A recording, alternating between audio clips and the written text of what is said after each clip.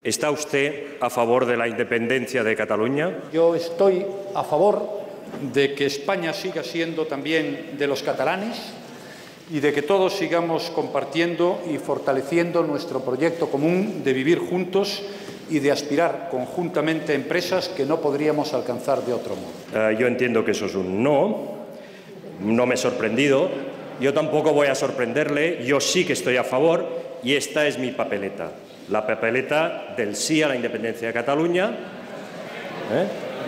Esta papeleta es para votar, para votar.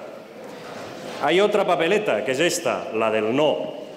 También es para votar a la gente que no está a favor de la independencia de Cataluña y que piensa como usted.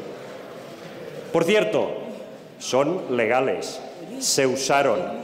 1 millón de papeletas como estas se usaron en los referéndums populares sobre la independencia de Cataluña. Nadie fue a la cárcel, nadie fue acusado, nadie fue procesado o encausado. Ya se hizo. Ahora se volverá a hacer, siguiendo la solemne resolución oficial del Parlamento de Cataluña.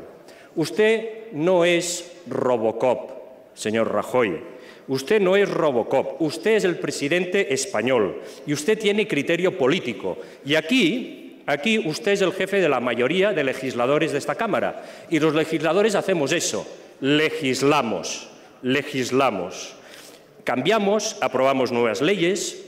Señor Rajoy, no escurra el bulto.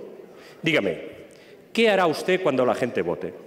¿Respetará el resultado de lo que diga la gente? ¿Y si dicen que sí? ¿Y si Escocia dice que sí? ¿Respetará usted lo que diga la gente de Escocia o vetará la entrada de una Escocia independiente en Europa? Yo pienso que son muchas las cosas que nos unen, lo pienso.